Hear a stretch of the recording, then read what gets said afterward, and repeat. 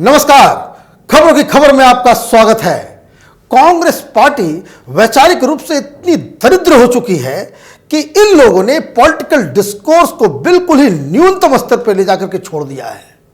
ये कभी नहीं कोई सोच सकता कि कांग्रेस पार्टी इस तरह के सड़क छाप लेवल पर जाकर के अपने डिस्कोर्स को चलाएगी और अपने प्रतिद्वंद्वियों के ऊपर इस तरह के आरोप लगाएगी। लेकिन हैरानी तो तब होती है कि कांग्रेस पार्टी बाकायदा ऑफिशियल अपने दस्तावेजों में सावरकर का अपमान कर रही है और ये नए नए महाराष्ट्र के selected chief minister Uddhav Thackeray ये चुपचाप बैठे हुए हैं। इनको तो ऐसा लग रहा है कि सांप सूंघ गया है। ऐसे तो बहुत सारी बातें करते कि हमारे लिए सावरकर देवता हैं, देवता को समलैंगिक बताया जा रहा है, उनको गद्दार बताया जा रहा है, उनको अंग्रेजों का तलवा चाटने वाला बताया जा रहा है और ये मुख्यमंत्री की कुर्सी बचाने के लिए बिल्कुल चुप, इतना हताश, इतना बिल्कुल जिसको कह सकते हैं कि बेगैरत शिवसेना का लीडर हो सकता है, शिवसेना प्रमुख। ये तो बिल्कुल अफसोसजनक स्थिति है और इसलिए जो शिव सैनिक इस वीडियो को देख रहे हैं वो पूरा इस वीडियो को देखें, क्योंकि उद्धव ठाकरे, आदित्य ठाकरे, इनके मुंह में तो जबान खत्म हो गई है। ये तो कुछ नहीं बोलेंगे, लेकिन ये जो कांग्रेस पार्टी ने जो आज किया है उसके ऊपर आपको सामने आना होगा। अगर सच्चे शिव सैनिक हैं तो इसको डिफेंड करना होगा। कांग्रेस पार्टी ने एक पैम्पलेट निकाला। इस पैम्पलेट का नाम है वीर सावरकर कितने वीर। अच्छा, कांग्रेस पार्टी देगी सर्टिफिकेट कि इस देश में कौन वीर है कौन वीर नहीं है। ये वही कांग्रेस पार्टी है जो लगातार सावरकर को गद्दार कहते आ रही है। मैं तो एक सवाल पूछना चाहता हूं, उस देश में कोई भी व्यक्ति बता दे कि ऐसा कांग्रेस में कौन सा लीडर था जो 27 साल तक जेल में रहा। कांग्रेस पार्टी में जो तुर्रम खां बनते कि देश की आजादी हमने दिलाई, तो एक लीडर का कोई नाम बता दे जिसको 2-2 आजीवन कारावास की सजा मिली हो। ये जिमखाना क्लब में अंग्रेजों के साथ पार्टी मनाने वाले, ये जो शहीद कहलवाते हैं, खुद को स्वतंत्रता सेनानी कहलवाते हैं, अंग्रेजों के साथ और अंग्रेजी जो ऑफिसर्स थे उनके वाइफ के साथ इवनिंग में पार्टी करने वाले ये महान कांग्रेसी लीडर्स अपने आप को ये बाकायदा क्रांतिकारी जो घोषित करवाया है, ये वामपंथी लेफ्ट लिबरल कबाल के इतिहासकारों के द्वारा, इनका भी भेद खुलना जरूरी है। क्योंकि कांग्रेस पार्टी अब इस बात को नहीं कह सकती कि अगर कोई भी व्यक्ति जवाहरलाल नेहरू या महात्मा गांधी या किसी और के चरित्र के ऊपर कोई सवाल करे, वीडियो बनाए या फिर उस तरह की लेख लिखे, तो आप अब किसी को दोष नहीं दे सकते, क्योंकि इसकी शुरुआत कांग्रेस पार्टी ने की है। और कांग्रेस पार्टी ने क्या किया है, जो घृणित जिसको कह सकते हैं, आपने क्या इल्जाम लगा दिया कि नाथूराम गोडसे और सावरकर इन दोनों में समलैंगिक संबंध था, दोनों होमोसेक्सुअल्स थे और दोनों के बीच में शारीरिक संबंध था। ये स्तर है।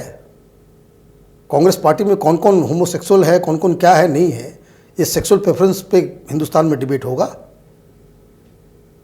और जब आपने डिबेट को इस स्तर पे आप ले गए हैं तो आगे सोशल मीडिया में जब आपके खिलाफ जब कैंपेन चले, तब आप मत बोलना कि ट्रोल्स ये गुंडे हैं, तो ये यहां बोलने का अधिकार किसी को नहीं है, यहां पे सब लोग जो एक दूसरे को जो है इस तरह से इस डिस्कोर्स में चले गए हैं, तब आप मत कहिएगा।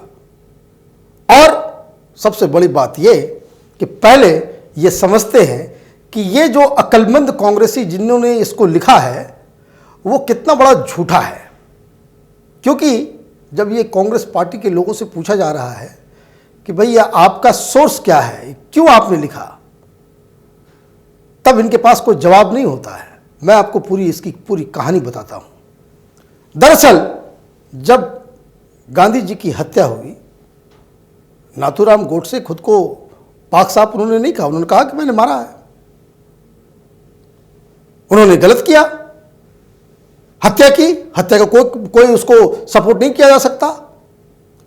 लेकिन इन लोगों ने बाकायदा, चूंकि इनको राजनीति करनी थी हत्या के ऊपर, जो अभी भी करते हैं, जहां इनको लाशें नजर आती है वहां पे राजनीति शुरू करते हैं। तब इन्होंने इस तरह की अफवाह उड़ा दी। ये अफवाह उस दौरान नेहरू के समय ये अफवाह उड़ाई गई थी और इसे एक किताब में इतिहास के रूप में पेश कर दिया गया, एक सच के रूप में। वो किताब का नाम था फ्रीडम एट मिडनाइट। इसके लिखने वाले लैरी कॉलिंस और डोमिनिक लेपरे, ये दो व्यक्ति ने इस किताब को लिखी।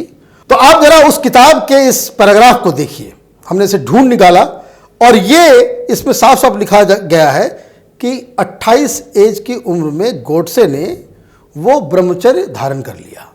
ठीक है, और ये भी किताब में राइटर्स लिख रहे हैं कि ये अपने आप को पूरी जीवन भर जो है ब्रह्मचर्य जीवन का गोडसे ने पालन किया। लेकिन लास्ट लाइन में क्या लिखा हुआ है कि before taking it he had only one non sexual relationship. माने ब्रह्मचर्य से पहले उनका एक ही माने इस तरह से रिश्ता रहा है। It was homosexual, his partner was his political mentor Veer Savarkar. अब समझे, ये तो इन्होंने लिख दिया। और ये क्यों लिखा? क्योंकि कांग्रेसियों ने गांधी जी की हत्या के बाद इस तरह की अफवाह फैलाई थी और जिसके बाद सावरकर के घर के ऊपर कांग्रेसियों ने पथराव वगैरह किया था। तो गोपाल गोडसे, ये नाथूराम गोडसे के भाई थे, वो सामने आए और उन्होंने बाकायदा एक पिटीशन डाला कि इन दोनों राइटर्स ने जो बातें लिखी है उसका साक्ष्य, उसका प्रमाण दें। ये बाकायदा सावरकर और गोडसे को बदनाम करने के लिए गलत इरादे से लिखा गया ये किताब है और उसमें ये वाकया लिखा गया है, तो इसका वो प्रमाण दें। और 1976 में उन्होंने इस किताब को बैन करने की मांग की। अब ये देखिए, ये वो इंडियन एक्सप्रेस की ये रिपोर्ट है जो आपको स्क्रीन पे मैं दिखा रहा हूं कि जिसमें मार्च 19, 1976 को इस किताब को बैन कर दिया गया। क्यों बैन कर दिया गया?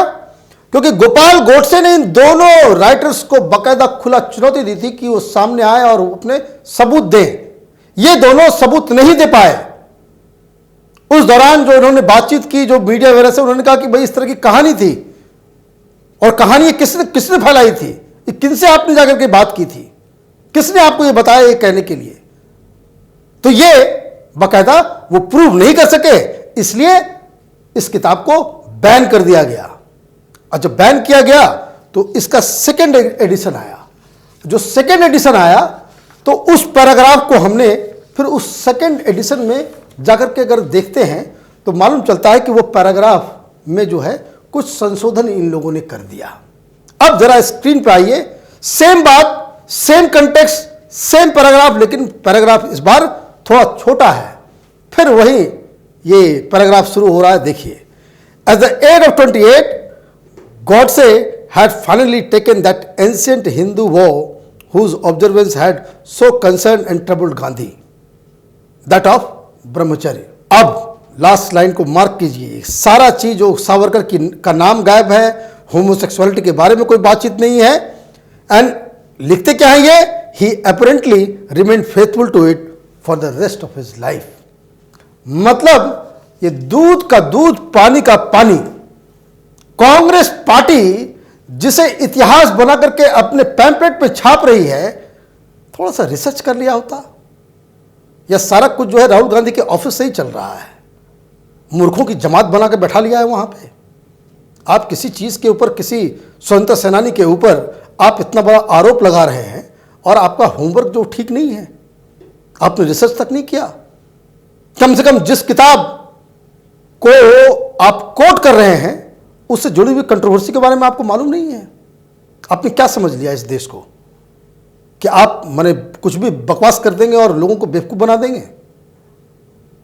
तो कहने का मतलब यह है कि अब आप इस स्तर पे आ गए हैं कि आप सारी चीजों को लेकर के बिल्कुल जिसको कह सकते हैं कि एकदम ओछे। क्यों हो रहा है? कांग्रेस पार्टी ऐसा क्यों कर रही है? क्योंकि इनको माफी मांगना पड़ रहा है हर जगह। जैसे उन्होंने कह दिया था गांधी जी की हत्या सावरकर ने कराई थी, आरएसएस वालों ने कराई थी। पता नहीं क्या खाते हैं, क्या पीते हैं, विचारधारा का कौन सा अफीम इन्होंने चाट लिया है कि हर जगह झूठ फैला देते हैं और जब प्रूव करने के लिए कहा जाता है तो वहां पे वो माफी मांगते हैं। झूठ बोल करके माफी मांगने की आदत कांग्रेसियों की हो गई है। और तो और अब जब ये मसला आया है तो सावरकर के पोते वो सामने आए हैं और उन्होंने साफ साफ कहा है, रंजीत सावरकर ने, कि वो राहुल गांधी के खिलाफ मानहानि का दावा ठोकेंगे। और उन्होंने ये भी कहा है कि उद्धव ठाकरे से कि इस जो पैम्पलेट आया है इसको बैन किया जाना चाहिए और उसके जो लेखक हैं उसके खिलाफ कार्रवाई होनी चाहिए। लेकिन उद्धव ठाकरे तो उद्धव ठाकरे हैं, उनको अपना बेटा और उनको अपनी सत्ता, मुख्यमंत्री का जो पद है और जो बेटे का जो फ्यूचर है वो ज़्यादा प्यारा है। शिवसेना और शिव सैनिक जिन आदर्शों को लेकर के अब तक चलती आ रही थी उसका कोई कंसर्न नहीं है। तो कहने का मतलब ये है कि ये पूरी की पूरी कवायद कांग्रेस पार्टी, ये जो हर तरफ से जो वैचारिक दृष्टि से जो हार रही है, हर जगह जिस तरह से वो बिल्कुल मुंह छुपाए बैठ रही है और जिस तरह से इन लोगों ने वामपंथियों के साथ हाथ मिला लिया है, अर्बन नक्सल्स के साथ हाथ मिला लिया है, इस्लामिक जिहाद वालों के साथ हाथ मिला लिया है, जिस तरह से सेपरेटिस्ट के साथ हाथ मिला लिया है और जिस तरीके से ये लोग पाकिस्तान की बाकायदा वो मुखपत्र बन करके कांग्रेस पार्टी वो पूरा बन गई है, स्पोक्स पर्सन पाकिस्तान की, तो उससे ज़्यादा कुछ उम्मीद नहीं किया जा सकता। वैसे मैं एक बात आपको बता दूं, सावरकर वीर ही नहीं थे, महावीर थे। और जितने सारे लोगों ने, चाहे वो कांग्रेस पार्टी में हो या हिंदू महासभा में हो या किसी और चीज़ में हो, चाहे वो किसी दल में नहीं हो, चाहे वो भगत सिंह जैसे भगत सिंह हुए, चंद्रशेखर आज़ाद हुए, स्वतंत्रता सेनानियों के ऊपर डिबेट करने का अधिकार किसी को नहीं है। जिन लोगों ने अपनी जानों की कुर्बानी दी, प्राणों की आहुति दी और देश को आज़ादी दिलाई, वो हम सब के हैं। वो किसी पार्टी के नहीं हो सकते, वो किसी दल के नहीं हो सकते, किसी विचारधारा के नहीं हो सकते, और वो सब पूजनीय हैं। और किसी के ऊपर इस तरह का लांछन, इस तरह के झूठे आरोप नहीं लगाना चाहिए। आप देखते रहिए कैपिटल टीवी। हमारे वीडियोस को लाइक कीजिए, शेयर कीजिए और हमारे चैनल को सब्सक्राइब कीजिए। धन्यवाद।